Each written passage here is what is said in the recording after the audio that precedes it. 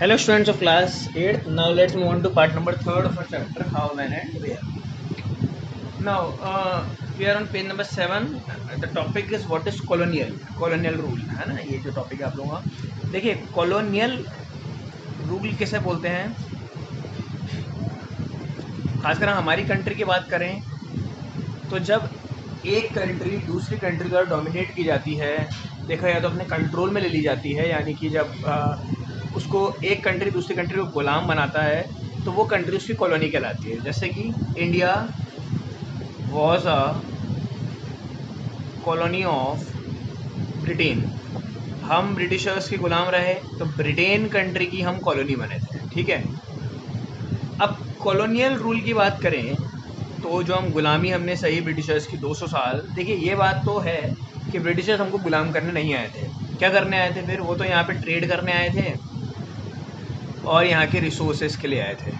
उन्हें पता था कि इंडिया में जो रिसोर्सेज हैं वो बहुत अच्छे हैं. ज़मीन बहुत अच्छी है खेती के लिए, कॉटन बहुत अच्छा है, मलमल का कपड़ा बहुत अच्छा है, मसाले बहुत अच्छे हैं जो साउथ के आपके केरला जो कॉस्ट है आपकी, वहाँ के ब्लैक पेपर वगैरह, काली मिर्च वगैरह, ये मसाले थे. कॉटन था नॉर्थ इंडिया का. ठीक है. शुगर केन, इंडिगो, इन सब के लिए वो आए थे. लेकिन धीरे धीरे करके उनको लगा कि हम सब्जुगेट कर सकते हैं, भारत पर आक्रमण करके इसको गुलाम बना सकते हैं. तो उन्होंने बैटल्स लड़े, battle of Plassey and battle of Buxar. इन दोनों युद्ध के बाद हम एक तरह से पूरी तरह ब्रिटिशर्स की कॉलोनी बन गए, उनकी गुलाम हो गए. अब जो उस टाइम की हिस्ट्री थी उसको अगर हम उसका पता लगाएं तो बहुत सारे इसके लिए अनऑफिशियल रिकॉर्ड मिलते हैं. अनऑफिशियल मतलब कि जो हैं तो सही है ना, लेकिन उन्हें गवर्नमेंट नहीं बोलती कि 100% वो सही है. जैसे कि इसमें आते हैं आपके लोगों की डायरीज़ लिखी हुई है उस समय की. जैसे आज भी लोग डायरीज़ लिखते हैं, रोज़ के जो अपने सरकमस्टांसेस होते हैं, रोज़ की जो अपनी क्रियाकल्प, एक दिन में आप पूरा रूटीन होता है उसको लिखते हैं. तो उस टाइम के लोगों की डायरीज़ मिली लिखी हुई, वो एक तरह से रिकॉर्ड बन सकता है. दूसरा, बहुत सारे ट्रैवलर्स आए, है ना. बहुत सारे ट्रैवलर्स आए इंडिया घूमने उस समय पे दूसरे देशों से, तो वो हिस्ट्री लिख के गए यहाँ की. बहुत सारे पर्सनैलिटीज़ की बायोग्राफीज़ एंड ऑटोबायोग्राफीज़ मिली जिन्होंने उसमें इंडिया का जिक्र किया, तो उसमें मिला वो, है ना. न्यूज़पेपर्स मिले. ठीक है. बुक्स वगैरह मिली, बुकलेट्स मिले. ठीक है. तो इन चीज़ों से आप पता लगाइए आपने उस टाइम की हिस्ट्री किस तरह से चलती थी. अनऑफिशियल देखिए इसे क्यों क्या कहा गया, क्योंकि देखिए इसमें एक प्रॉब्लम है. जैसे कि न्यूज़पेपर हैं, ट्रैवलर्स द्वारा बताई गई हिस्ट्री है, किसी की डायरी है, किसी की बायोग्राफी है, ये सब पर्सनल व्यू से चेंज होती है. जैसे फॉर एग्जांपल मैं अगर एक न्यूज़पेपर को लिखता हूँ, एडिटर हूँ उसका, तो मैं कोई न्यूज़ लिखते वक्त ज़रूरी नहीं है कि 100% सब उसमें सच छापूँगा.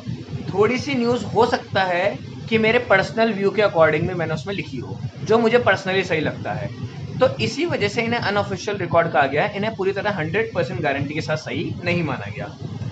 ठीक है. ये तो अनऑफिशियल रिकॉर्ड्स की बात हुई. तो फिर सही किसे माना गया? सही उसे माना गया जो गवर्नमेंट ने, देखिए आप पेज नंबर 7 पे ऊपर टॉपिक है एडमिनिस्ट्रेशन प्रोड्यूसेस रिकॉर्ड्स. वो ऑफिशियल रिकॉर्ड कहलाए जिन्हें गवर्नमेंट ने खुद लिखवाया, है ना, जो उस टाइम पे लिखे गए गवर्नमेंट एजेंसीज द्वारा,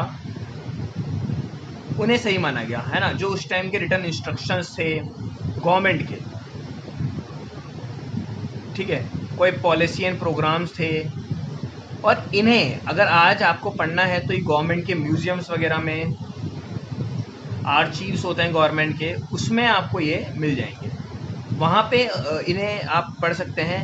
इनकी जो राइटिंग है जिनमें इन्हें लिखा गया है वो कैलीग्राफी है.